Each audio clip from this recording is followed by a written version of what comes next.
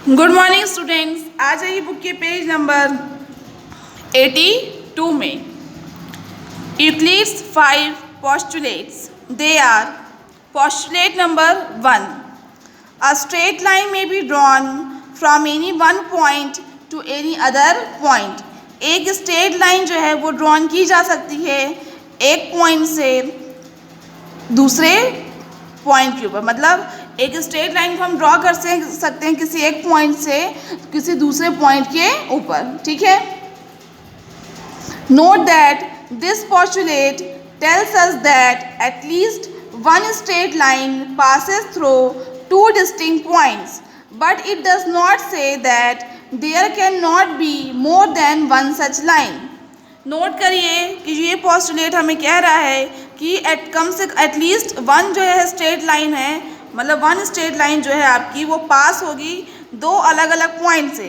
लेकिन ये पोस्टुलेट हमें ये नहीं कह रहा है कि एक लाइन से ज़्यादा लाइन भी हो सकती है। मतलब दो डिस्टिंक्ट पॉइंट से वन स्ट्रेट लाइन पास होगी, ये पोस्टुलेट हमें कह रहा है। लेकिन वो ये नहीं कह रहा है कि एक लाइन से ज़्यादा लाइन भी हो सकती हैं, ठीक है। However in his work Euclid has frequently assumed, Euclid ने अपने वर्क में ये फ्रीक्वेंटली एज्यूम किया था without mentioning that there is a unique line joining two distinct points. Without ये मेंशन किए कि यहाँ सिर्फ एक ही यूनिक लाइन होती है जो ज्वाइन करती है दो अलग अलग पॉइंट्स को। We state this result in the form of an axiom as follows. हम स्टेट करेंगे इस रिजल्ट को in the form of an axiom में जो दिया है नीचे फॉलो, जैसे जो नीचे दिया हुआ है, ठीक है। मीन्स इस पोस्टुलेट में आप ये नोट करिए कि सिर्फ एक ही स्ट्रेट लाइन होगी जो दो अलग अलग पॉइंट से पास होगी। लेकिन इसमें ये नहीं कहा गया है कि एक से ज़्यादा लाइन भी हो सकती है, सिर्फ एक लाइन, मतलब सिर्फ एक लाइन के लिए कहा गया है। लेकिन एक से ज़्यादा हो सकती है ऐसा यहाँ कुछ भी कहा नहीं गया है, ठीक है। अपने वर्क में यूक्लिड ने ये फ्रीक्वेंटली एज्यूम किया था बिना ये मेंशन किए कि यहाँ पे एक यूनिक लाइन है जो ज्वाइन करती है दो डिस्टिंक्ट पॉइंट्स को। लेकिन इस मतलब रिजल्ट को हम यहाँ स्टेट करेंगे दिस रिजल्ट को in the form of an axiom के रूप में, ठीक है।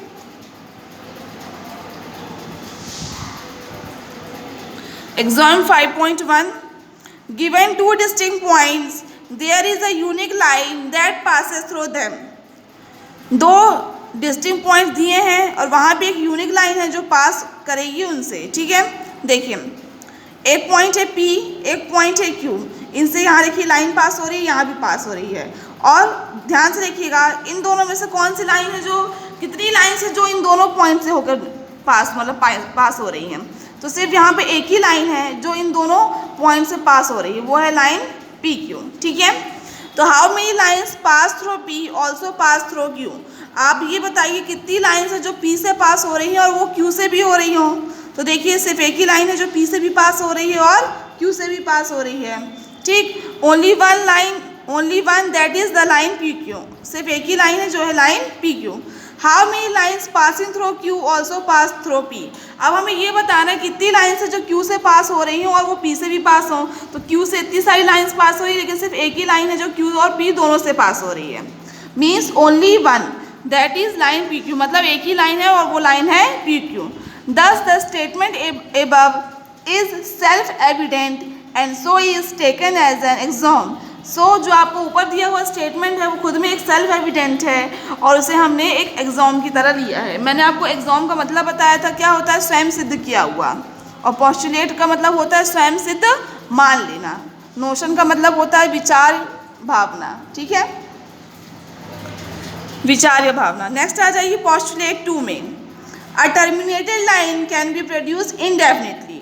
एक टर्मिनेटेड लाइन जो है वो दोनों डायरेक्शन से प्रोड्यूस की जा सकती है इंडेफिनिटली। मतलब एक टर्मिनेटेड लाइन को हम प्रोड्यूस कर सकते हैं इंडेफिनिटली, ठीक है। मतलब दोनों साइड से उसे हम बढ़ा सकते हैं, एक्सटेंड कर सकते हैं, ठीक। ये देखिए A B एक ये लाइन सेगमेंट है।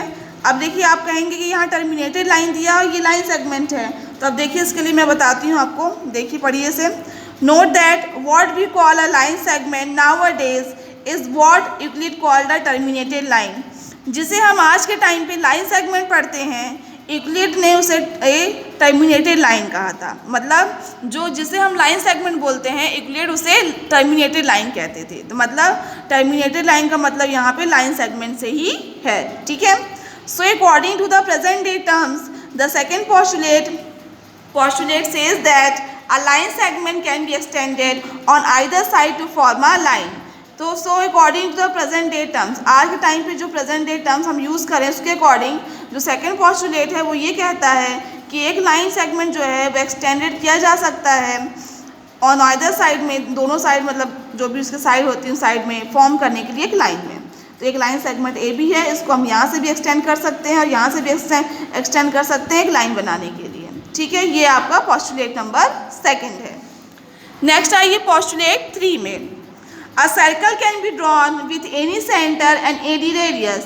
हम एक सर्कल को ड्रॉन कर सकते हैं किसी भी सेंटर से एंड किसी भी रेडियस से। मतलब हमें अगर सर्कल ड्रॉ करना है तो किसी भी रेडियस का यूज़ करके या किसी भी सेंटर से हम उसे ड्रॉ कर सकते हैं, ठीक है। नेक्स्ट आइए postulate number 4। All right angles are equal to one another. जितने भी राइट एंगल्स होते हैं वो एक दूसरे के इक्वल होते हैं, ठीक है। Postulate 5। If a straight line falling on two straight lines makes the interior angles on the same side of it taken together less than two right angles, then the two straight lines, if produced indefinitely, meet on that side on which the sum of the angles is less than two right angles। देखिए इसे हम समझेंगे। अगर एक straight line है और वो fall हो रही है दो स्ट्रेट लाइन के ऊपर और बना रही है इंटीरियर एंगल्स, ठीक है, इंटीरियर एंगल्स बना रही है, तो जो सेम साइड होगी उस सेम साइड में जो इंटीरियर एंगल्स बन रहे होंगे उन दोनों का जो सम है, अगर मतलब वो जो सेम साइड में जो दो एंगल्स बन रहे हैं अगर उनको हम एक साथ ले रहे हैं यानी उन दोनों का सम कर रहे हैं तो वो दो राइट एंगल से अगर कम होंगे तो इसका मतलब ये है कि जो दो स्ट्रेट लाइंस होंगी वो उसको हम अगर एक्सटेंड करेंगे तो आगे जाके वो एक दूसरे को किसी ना किसी पॉइंट में मीट करेंगी यानी इंटरसेक्ट करेंगी, ठीक। ऑन द कौन सी साइड वाली लाइन किस साइड में इंटरसेक्ट करेंगी, जिस साइड के हम दो एंगल्स ले रहे हैं जिनका सम जो है टू राइट एंगल से कम है, ठीक है। देखिए इसे एग्जांपल देखिए मैं समझाऊंगी तब आपको अच्छे से समझ में आएगा। नेक्स्ट आ जाइए पेज नंबर 83 में। For example the line PQ in figure 5.6 falls on lines AB and CD such that the sum of the interior angles 1 and 2 is less than 180 degree on the left side of PQ. Therefore, the lines AB and CD will eventually intersect on the left side of PQ. आप ध्यान से देखिएगा इस figure को। एक line है AB और एक लाइन है CD। ये दो लाइन्स हैं, इन दोनों लाइन्स के ऊपर ये PQ फॉल हो रही है, ठीक है, ठीक। और इंटीरियर एंगल्स बना रही है, यहाँ भी दो इंटीरियर एंगल्स बन रहे हैं, यहाँ भी बन रहे हैं, ठीक। फिर जो इंटीरियर एंगल आपके 1 and 2 हैं इनका अगर हम सम लेंगे तो इन दोनों का जो सम आएगा वो 180 डिग्री से लेस है, ठीक। ये लेफ्ट साइड में है PQ के, ठीक है।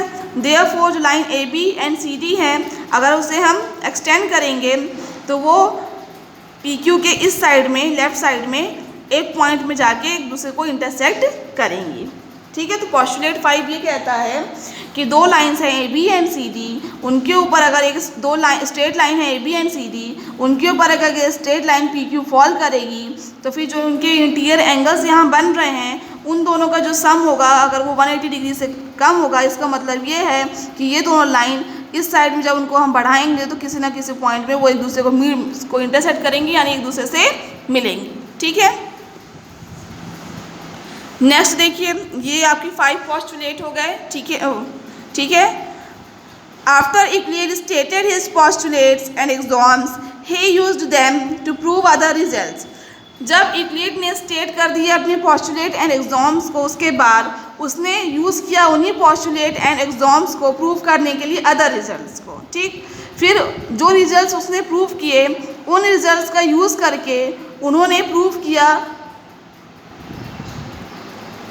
ठीक। फिर जो रिजल्ट्स उन्होंने प्रूव किए उसका यूज़ करके उन्होंने प्रूव किया और ज़्यादा रिजल्ट्स को और अप्लाई करके डिडक्टिव रीजनिंग को, और जो statements that were proved are called propositions और थ्योरम। जो स्टेटमेंट उन्होंने प्रूव किए उन्हें हम प्रोपोजिशंस कहते हैं या फिर थ्योरम कहा जाता है।